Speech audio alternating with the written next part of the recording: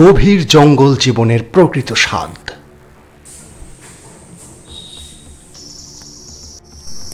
চির রহস্যময় চিলাপাতা, সেরা রিসর্টের সন্ধান।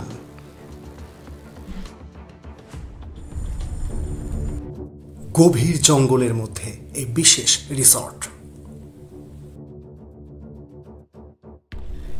বিকালের শিয়ালদাহ হলদিবাড়ি তিস্তা তোরসা এক্সপ্রেস যখন নিউ আলিপুরদুয়ার জংশনে থামল, তখন সবে ভোরের আলো ফুটছে।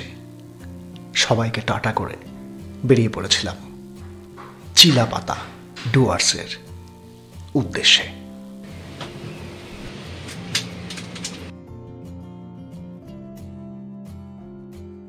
স্টেশনের ঠিক বাইরেই গাড়ি স্ট্যান্ড। এখান থেকে একটা ছোট গাড়ি 1200 টাকা ভাড়ায় আমরা চললাম চিলাপাতা। ডান দিকের রাস্তা চলে যাচ্ছে অসম, আর বাঁ দিক নিলাম যেটা শিলিগুড়ি কলকাতা। দুর্দান্ত ঝকঝকে রাস্তা। গাড়ি একটু গড়াতেই চা বাগান, আর দুদিকে সবুজ আর সবুজ। আমরা ব্রেকফাস্টের জন্য একমাত্র নিমতি চৌপথি বা মোড় বা চক, সেখানে ব্রেকফাস্ট এবং চা খেয়ে আবার রওনা।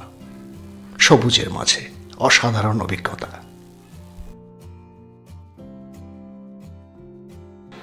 মেন রোড ছেড়ে গাড়ি এবার বাঁ দিকে টার্ন করলো, রাস্তা শুরু হলো, কিন্তু পথের সৌন্দর্য আরো বেড়ে গেল।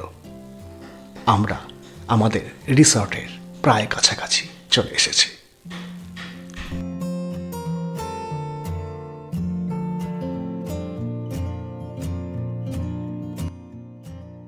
মাত্র 1 ঘন্টার জার্নিতে আমরা আমাদের রিসর্টে।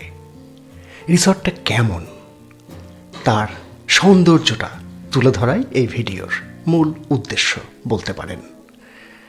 তবে এই রিসর্টকে দেখাতে গেলে অন্তত 2 ঘন্টা সময়ের একটা ভিডিও প্রয়োজন, যা সম্ভব নয়। সুতরাং স্বল্প পরিসরেই দেখানোর চেষ্টা করছি। এই রিসর্টের মধ্যেই রয়েছে একটা আস্ত গ্রাম, যে গ্রামে 23 রকম প্রজাতির বাঁশ রয়েছে এবং রয়েছে ফুল থেকে ফল, অসংখ্য গাছগাছালি এবং চা বাগান। আস্ত চা বাগান রয়েছে রিসর্টের ভেতর বাইরে।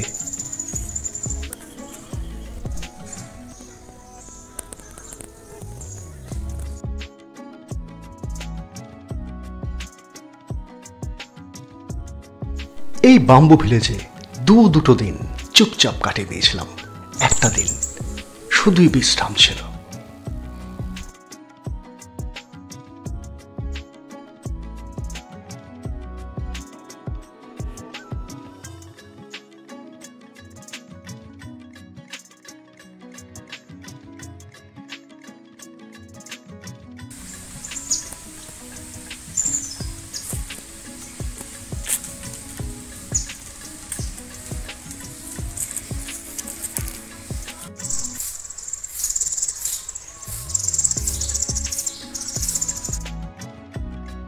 রিসর্টে প্রবেশের পথেই অজানা লতা মাথায় হাত বুলিয়ে দিল।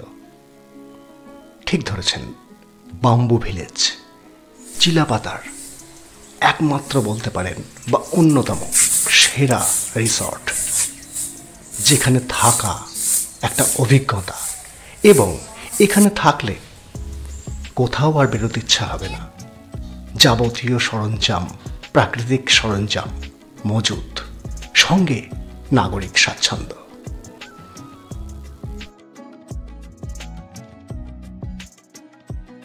আমরা এই রিসর্ট চেক ইন টাইম অর্থাৎ 11টা, তার অনেক আগে পৌঁছে যাওয়ায় কোনো অসুবিধা হয়নি। আমরা ঘুরে দেখলাম, চা পেলাম, এমনকি ব্রেকফাস্টটাও পেয়ে গেলাম। লুচি গরম গরম আর আলুর দম, দারুণ সুস্বাদু।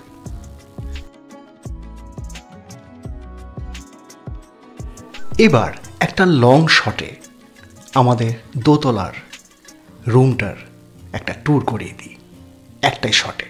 দেখুন,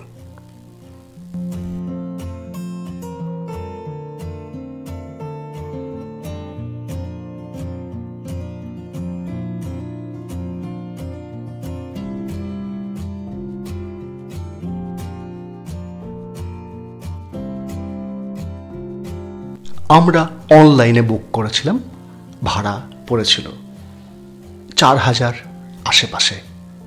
আপনি সরাসরি এসে এখানে বুক করতে পারেন।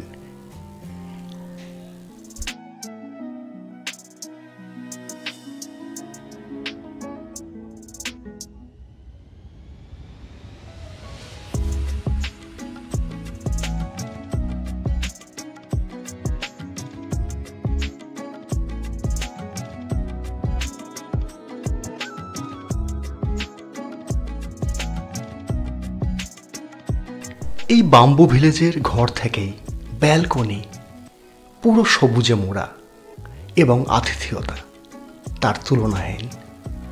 এই জানালা দিয়ে এখানকার মানুষের নিত্য নৈমিত্তিক জীবন আপনি দেখতে পারবেন।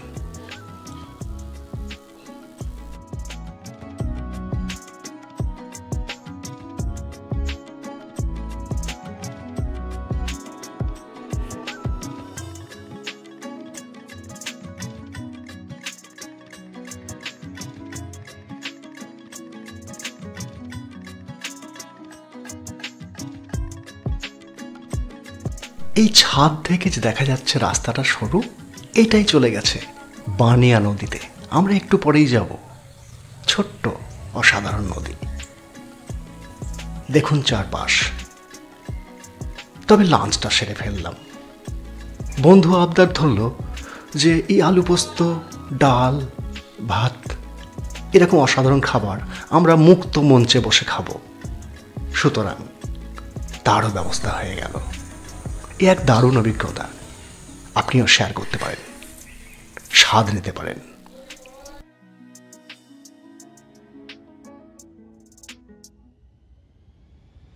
দু এক বছর আগেও এই রিসর্ট থেকে নদী সরাসরি দেখা যেত, কিন্তু সামনে আরেকটি রিসর্ট তৈরি হওয়ায় সেই পথ বন্ধ। তবুও পায়ে হাঁটা দূরত্ব নয়, উঠোনেই নদী, এবং এই নদীর ধারে অনেকক্ষণ সময় কেটে যাবে। বানিয়া নদী।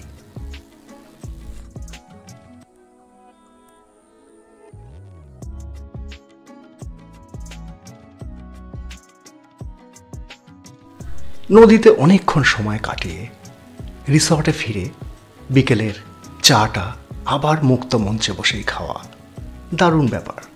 এবার আমরা সাফারিতে যাব। সাফারির গাড়ি আমাদের রিসর্ট থেকে তুলে নিল ছোট্ট জঙ্গল দিয়ে মেন রোড, তারপর খানিকক্ষণ রাস্তা দিয়ে গিয়ে মূল কোদাল বস্তি গেট দিয়ে চিলাপাতার গভীরে প্রবেশ। দেখুন,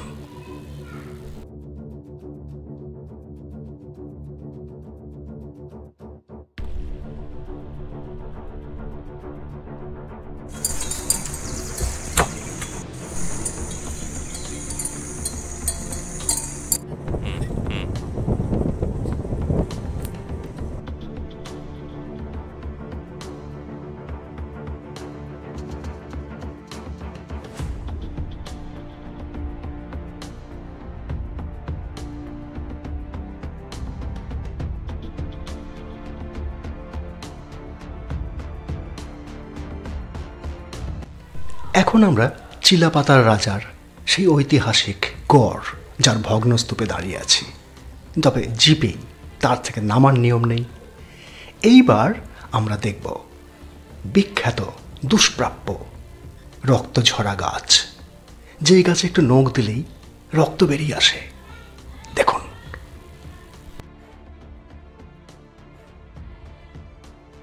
এই দুষ্প্রাপ্য গাছটির নাম রামগুয়া গাছ। মোট 6টি আছে, যা 5টি গভীর জঙ্গলে, একটি সাফারির পথে পড়ে। অবশেষে সন্ধে নেমে গেল।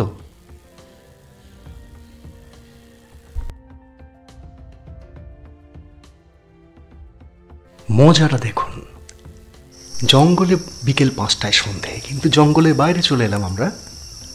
দিব্যি আলো রয়েছে, সন্ধে সন্ধে ভাব, দারুণ পরিবেশ। এই জায়গাটা ইউটিউবে হয়তো প্রথমবার দেখছেন, দেখুন। এই চিলাপাতা বা ডুয়ার্সে একাধিকবার আসার জন্য আমরা ট্রাইবাল ডান্স স্কিপ করলাম।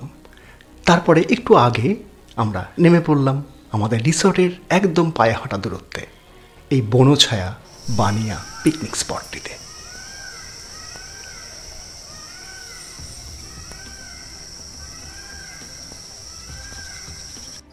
সত্যিই সন্ধে নেমে এলো, পাল্টে গেল আমাদের রিসর্টের চেহারা, আশপাশের চেহারা।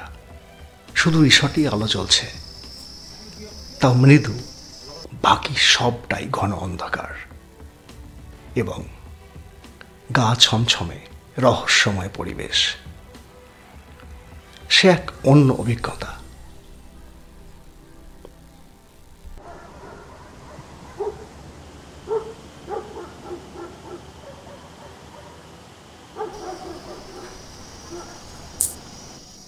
কত গল্প যে বাদ গেল, কখন ডিনার করলাম, কখন শুলাম, সব বাদ গেল। সকালের চা এলো, সুন্দর সকাল ঝকঝকে। তারপর আমরা বেরিয়ে পড়লাম, আবার দেখা হবে আবার।